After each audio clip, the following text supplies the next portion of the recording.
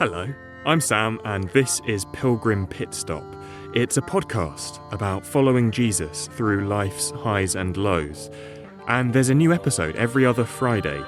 So I would really love it if you hit subscribe and tell your friends about it as well if you enjoy what you hear. Here's a little clip of what's coming up today. The reality is that Jesus actually is not at war with our hearts. He never has been. He has been at war for our hearts. All right, let's go.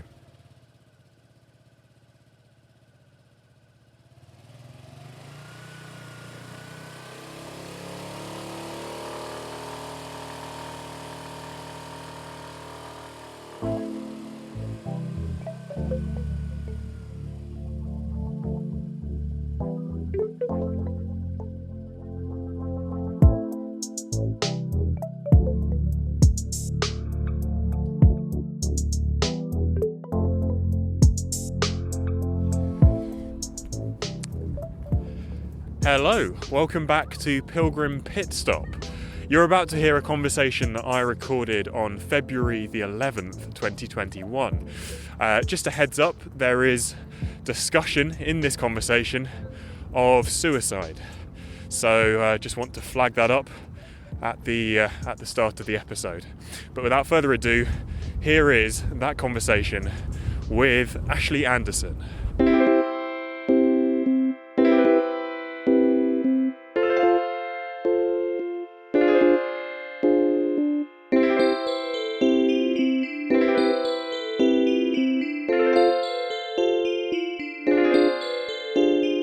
It's my great pleasure to now be joined by Ashley Anderson, who is the community's groups pastor at Church of the City, New York. Ashley, welcome to the podcast. Sam, thank you so much for having me. It's such an honor. It's an honor to have you, honestly. I heard you speak on the Church of the City New York podcast, which I try to listen to every week. And your message back in November on Matthew 5:8, blessed are the pure in heart, was just so moving. And I'm really excited to kind of dig into some of the stuff that you were talking about in that message. But I was wondering if we could kind of start, I guess, at the beginning and talk about, what role, if any, Christianity had as you were growing up. I'd be fascinated to hear from your point of view. Yeah. Yes. I'm so happy to share. I was one of those people that really grew up with almost no framework for faith. I'm originally from California, and if you have any context or stereotypes for what that is, that's just about right.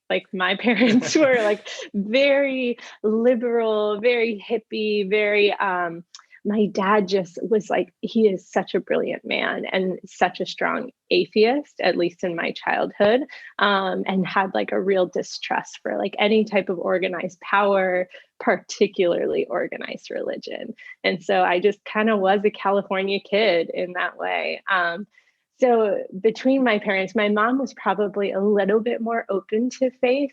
I might call more agnostic. She was pretty comfortable with the idea of God, but she had no real pursuit of who that God was in her life. I can remember there being a Bible in our house growing up, and it truly was in my mind, just a filing folder. It's literally where she kept my birth certificate, and that's all it was. And so I had no real concept or curiosity to what was actually in that book. None of that really played itself out in our family. And so, in the way God works, there were different people that came in and out of my life through my childhood and my young adult years who were people of faith. And there was maybe a stint in the third grade where a friend's grandma was taking me to a Methodist church. And now in hindsight, I was well, that was such a weird part of my life.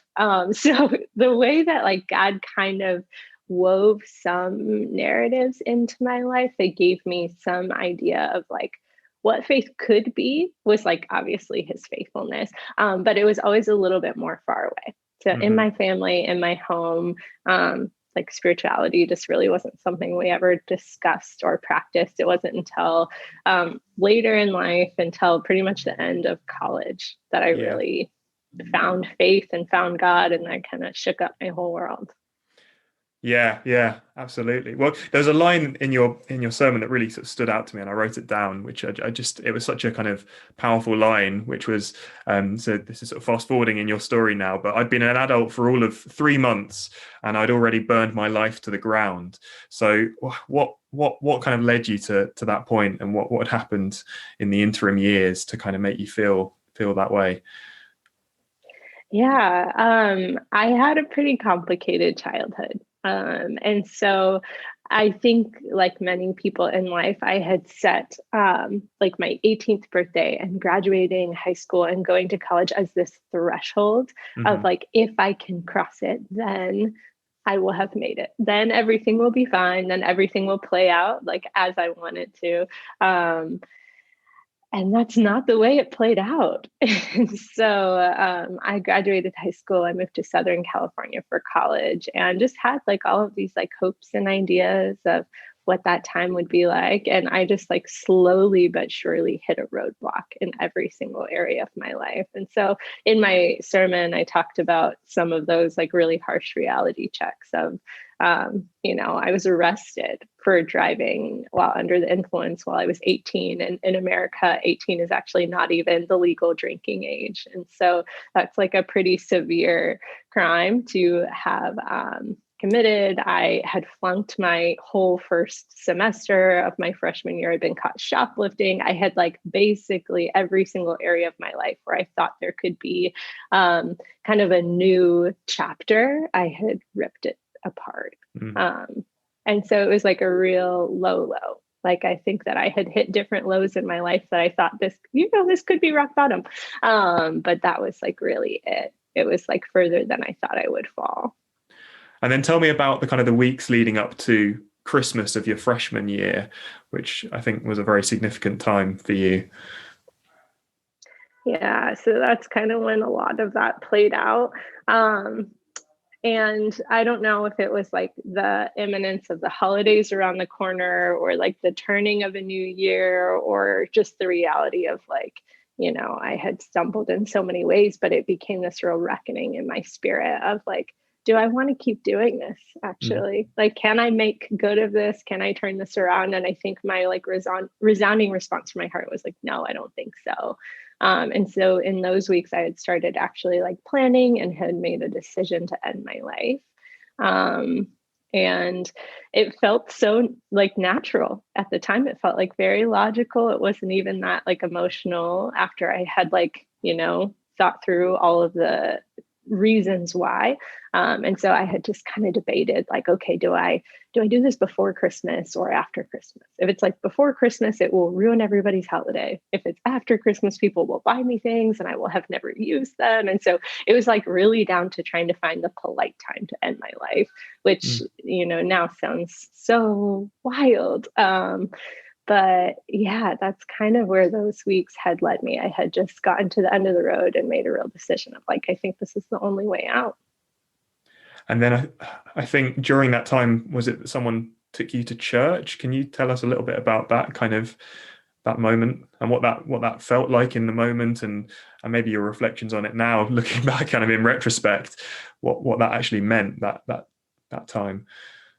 Yeah, I didn't have a ton of time in the sermon that I shared to unpack this piece. I'm glad you asked because, we can paint broad brushstrokes and say, like, I got invited to church and everything was different, which is Yeah, true eventually. yeah. And so in those weeks leading up to Christmas, I had a neighbor who was a friend of mine. And, when I had gotten arrested, I'd lost my license. And so he was doing really practical things like driving me to work and driving me to school. And he invited me to church. And I like truly probably wouldn't have said yes at any other time. But I had nothing to lose. And I had figured, like, if I am going to any type of afterlife, I should probably like check out the possibilities, like what I might be seeing on the other side of this.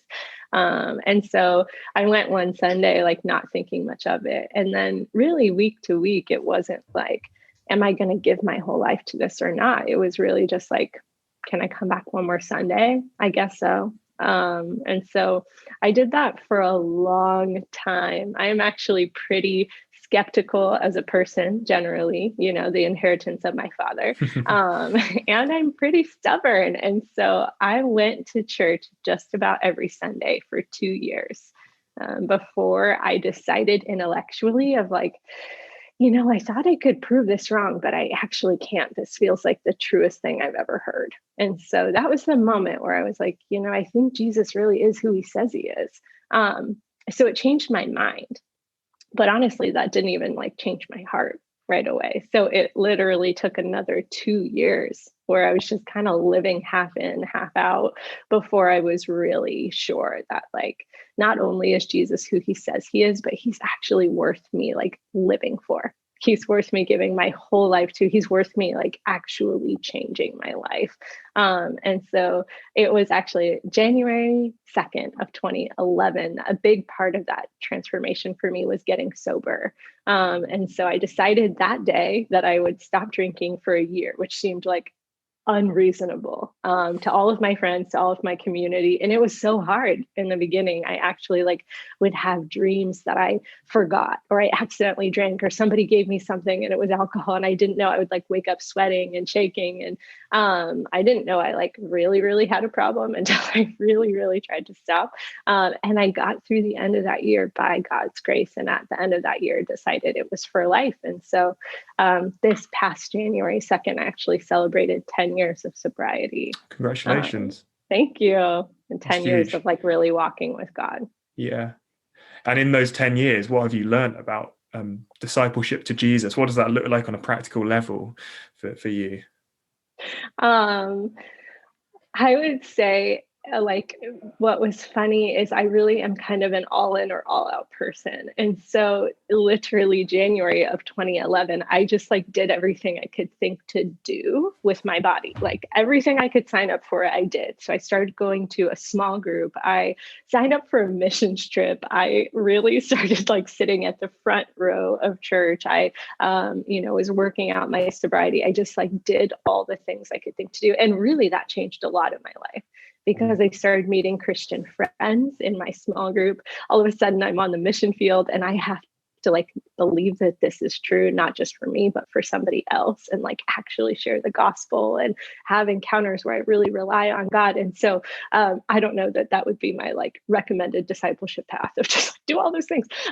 But it really did change a lot for me. And because I had lived so many years before that, I knew that this was like the best way and there was no turning back. And so I would say pretty early, I started a lot of those like discipleship rhythms of like reading the word and being in community and finding ways to build the kingdom and the church. And the latter half of the 10 years has been working all of those things that were in my hands and in my mind into my heart. I think so much of, honestly, it was a freedom in the beginning of like, I can actually do what's right. My whole life, I've been trying to do what's right and I have not done it. But now I can actually make a choice and do the right thing. So if I'm ever given a chance to do the right thing or the wrong thing, I'm going to choose the right thing. And that was right enough for a lot of those years. But I think in the more recent years, I've been really trying to wrestle this stuff into my heart and get to the motivation behind why I do what I do, or if I really have like the right heart behind the right action. And so practically what that looks like is it's honestly just a lot of question asking, because on the outside, it all looks good. It all looks the same. But on the inside, I'm trying to ask myself, like, why do you want to do that service thing? Why do you want to do that prayer opportunity? Why? So just asking a lot of like why questions, a lot of reflection, self-examination, prayer.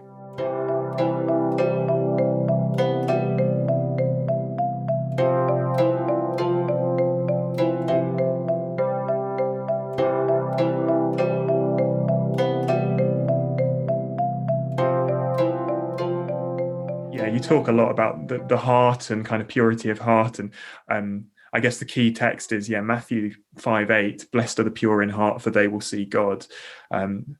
What do you think is the invitation of that to us as followers of Christ?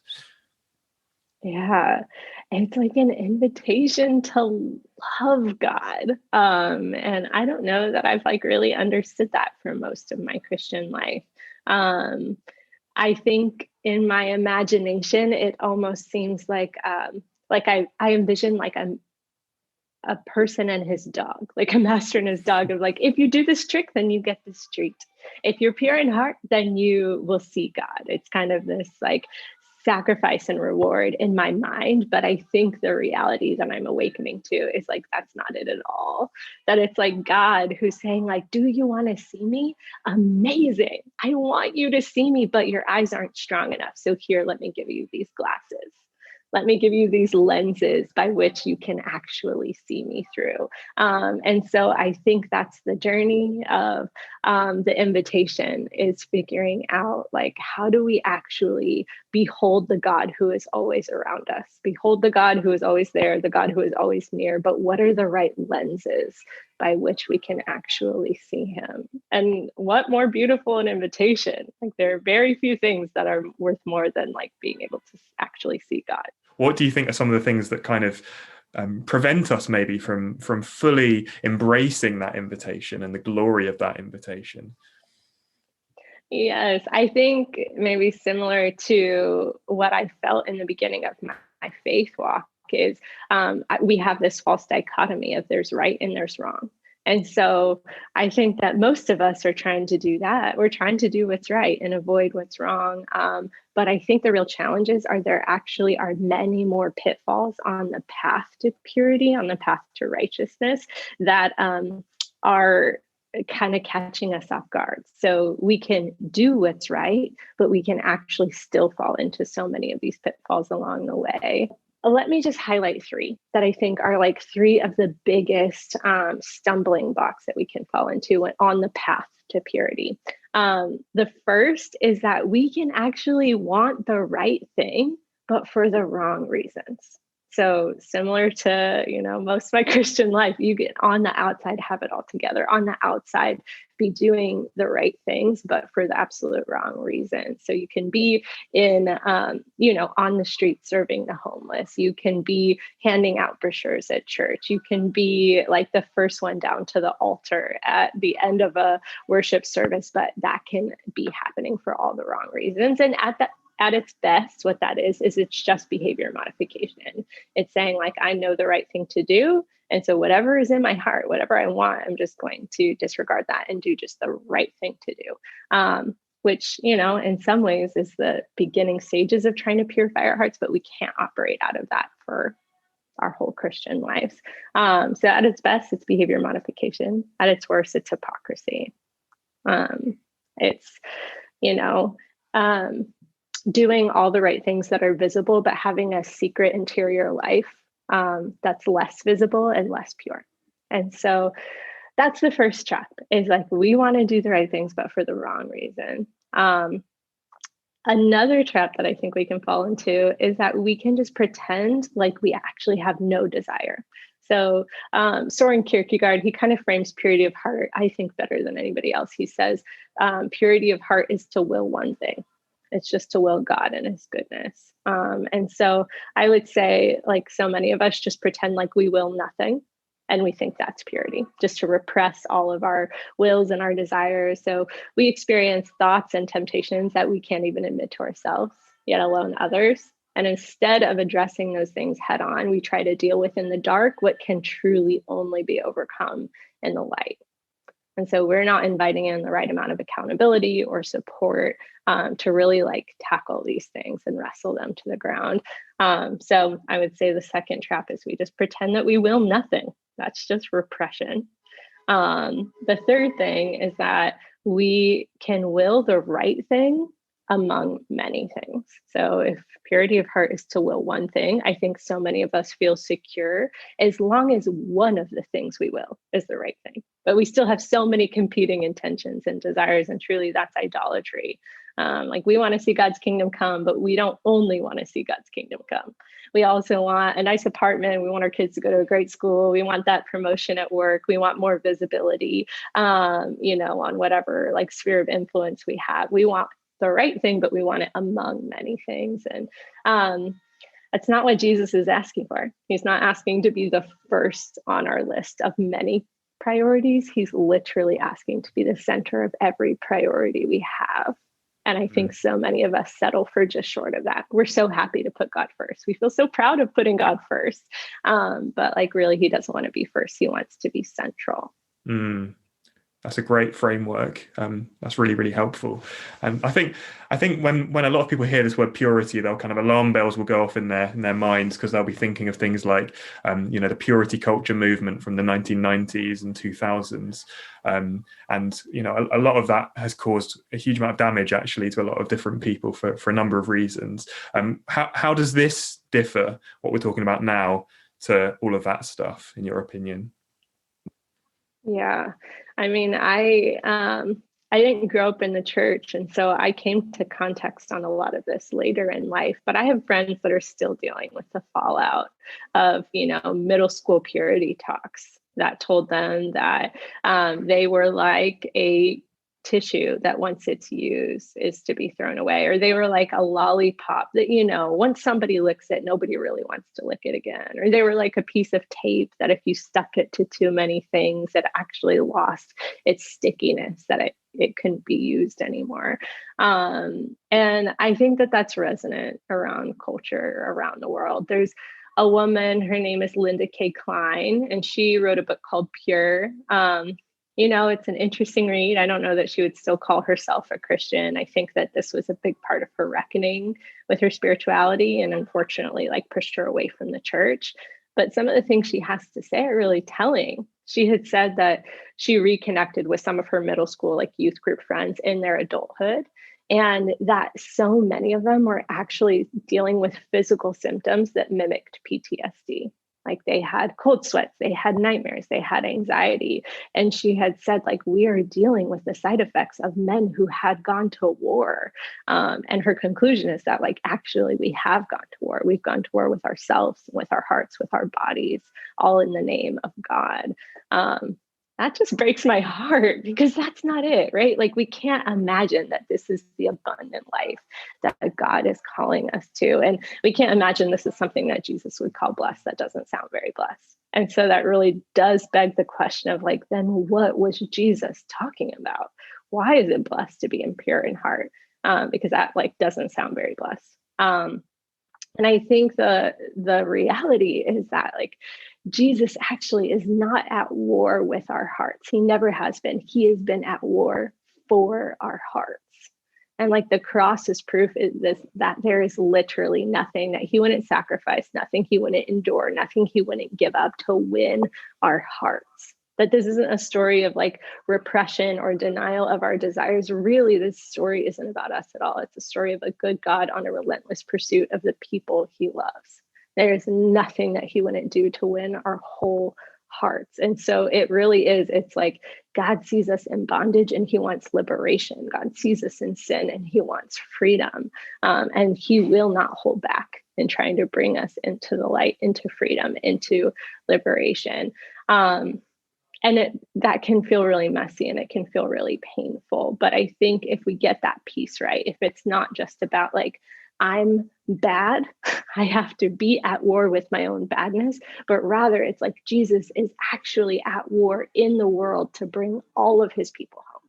He is at war with powers that are bigger than us, with darkness that extends beyond us, and he's trying to bring us all into the light. We aren't the battleground, we are the prize, we're the reward.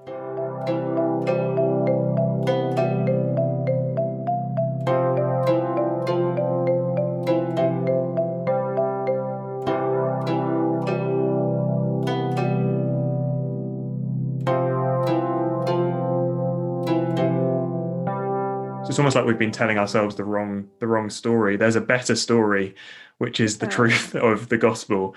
And I guess we just need to reconnect with that and reframe things, and get away from all the kind of baggage, all the stuff that has distorted that story and caused shame and has caused kind of brokenness and broken relationships and all sorts of things. But there is a better story, and I wonder whether that better story, how you have found sharing that in the New York context, because I don't know New York particularly well myself. I'd be really interested to hear, are people generally fairly open to hearing the gospel, or fairly closed when you get into conversations with people? Great question. And I love this tying back into the bigger story, the better story. And something that I will note, maybe as a bridge between those two questions, is there are a few gospel narratives that the church has historically held on to throughout history. Most of which we have actually a little bit pushed aside and really hung on to this like sin and atonement story of the gospel of like, I have personally sinned. Jesus died for my personal sins so that I can be saved, which is true. But there are also like multiple narratives. There's bondage to liberation of like, we were all slaves to sin. And Jesus actually like died to get the keys to the kingdom back so that we can all be set free. And then there's exiles, the exile narrative where it's like we are actually all like exiles in the land, and that Jesus' death is about bringing us all home. And so I think that some of that plays into people's receptiveness in New York and in this like very postmodern moment that we are in is it's not downplaying the sin and atonement. That's actually a huge part of it. And without that, we will never have like, personal ownership of our own sin and, how that even impacts the people around us. But I think it's pulling in these other narratives as well. The bondage to liberation thing, I think it's like easy for people to understand, like, yeah, you're slaves to something. You're all slaves to something. I think we see that playing out in our lives and our workloads, especially in a city like New York. People come here, they work 80, 100-hour work weeks.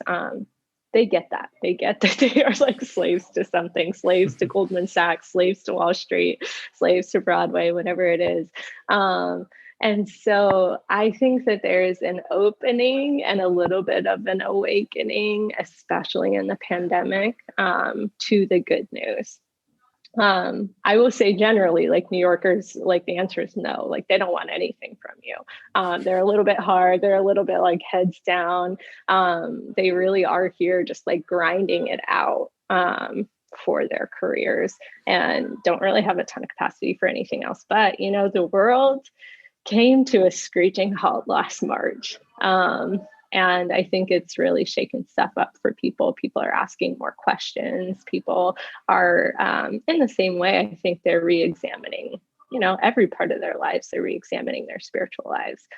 So we've seen, a couple hundred people come into contact with online alpha in the time that we've been in quarantine, and not all of them have gone through it. Some of them have just like signed up and then backed out. But there is some level of like curiosity. And then I'm even seeing people come into our community groups that have kind of been on the periphery of church for a long time and decided like, this is the time to actually invest in this. And I think it's a little less intimidating for some to join a Zoom link than it was for them to like walk into a stranger's house or even show up to a church service on a Sunday. A church that I used to be a part of in Washington, D.C., we would, over every service, we would walk the back rows of the theater we met in. We'd pray over the back rows, like the people who are barely in the door, the ones who are like actually like not even comfortable stepping out of like the shadows of the back rows. Who are those people? Let's pray for those people. And I think what going online did is it extended the back rows of the church. Like all of a sudden, there's so much more space for people to hold where they don't have to, walk right into the center of the room right away. They can kind of log online, hang in the back, learn, explore. And, when it feels safe and comfortable, step into a community group. When it feels safe and comfortable, jump into something where they're really engaging or interacting. So that's been really beautiful. Yeah. I love that. I love that line about extending the back rows. And that's a beautiful picture, actually, of the church and what the church should be, that people should be able to come with their questions and with their, kind of not knowing and wrestling and everything and bring it and not feel kind of ashamed or not feel like they have to have it all worked out. And that's a really beautiful picture of the kingdom. I wonder whether as you walk with people kind of longer term, whether there's any particular challenges in New York of discipling Christians and discipling people as they grow in their walk with God. Yes, New York presents many challenges. One of them is, like I shared, the just people come here to build their careers, not necessarily the kingdom. They're the outliers. They're the people who like just really feel like, you know what, God loves people, and there are tons of people in New York. And so I love New York.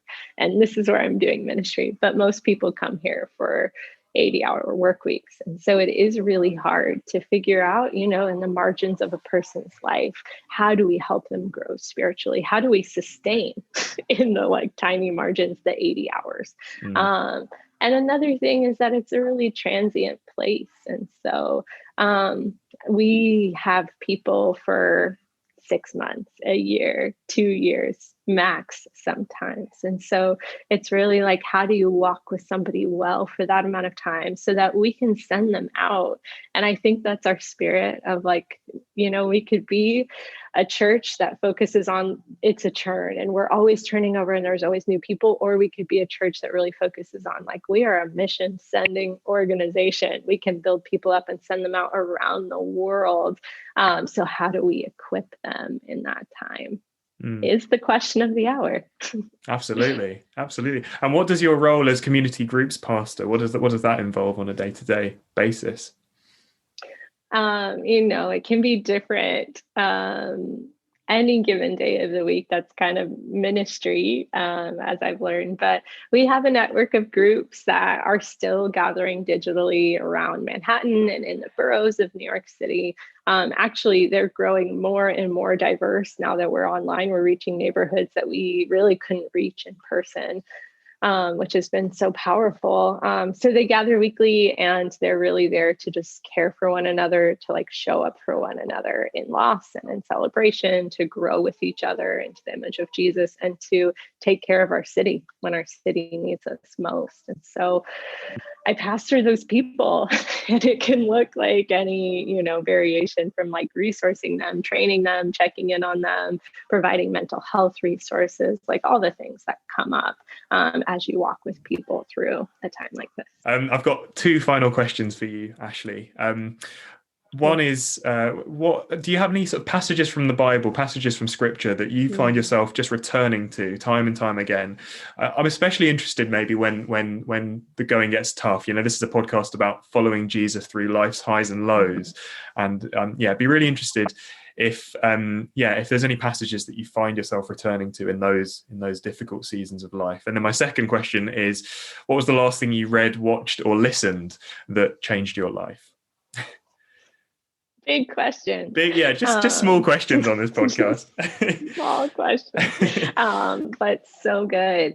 I would say really since the start of the pandemic, I've been going back to a verse that's a little bit obscure for me. It's 1 Timothy 6:19, and it comes after there's actually this instruction to live, a godly life, to live a life of generosity and good deeds. And it's specifically an exhortation to rich people to actually be generous with their resources. But at the end of it, it says, so that they may take hold of the life that's truly life. And so, kind of in line with this like conversation about purity, it's not about do's and don'ts. It's literally God instructing us in the path to take hold of the life that's truly life. And so at the beginning of quarantine, I just kept asking God of like, okay, what is the life that's truly life? Because I want to feel like I'm actually living. A lot of this doesn't feel like it's truly life. And so if you are here to give me a life abundant, help me do that. Help me take hold of the life that's truly life. And so that's kind of what I turn to when I feel a little disillusioned with the realities of my current life, of just like, okay, what's the real one? What's what I need to hold on to? Yeah. And Sam, that last question, I'll be honest, it's a big one.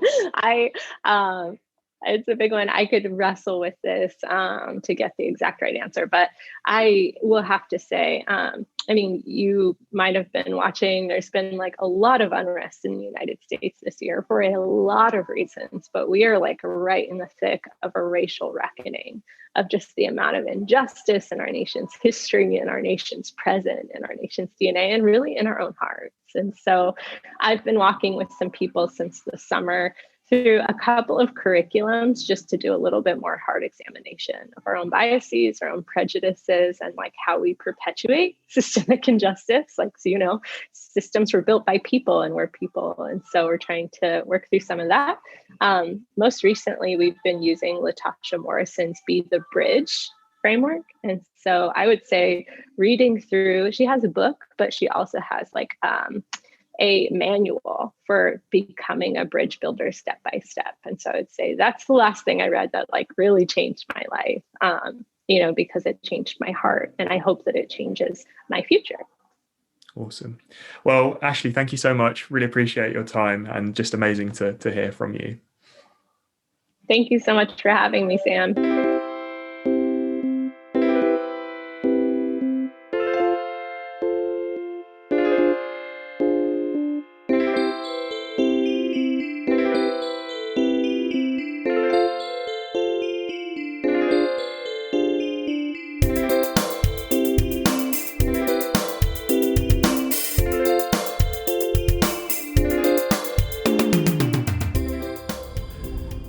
There we go. That was my conversation with Ashley Anderson from Church of the City, New York. It was brilliant to chat to Ashley, and I really appreciate your time, Ashley, and your wisdom and just all the things that you had to share in that conversation.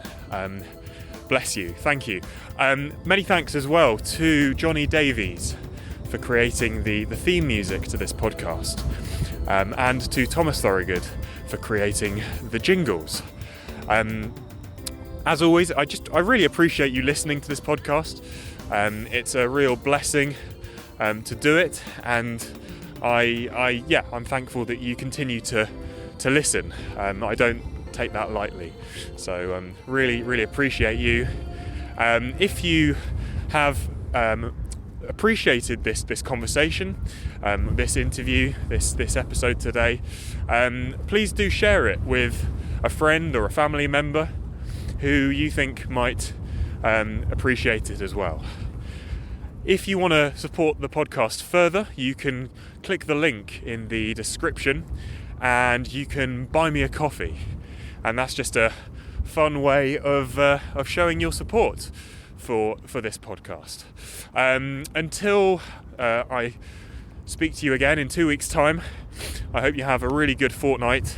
God bless you, and goodbye.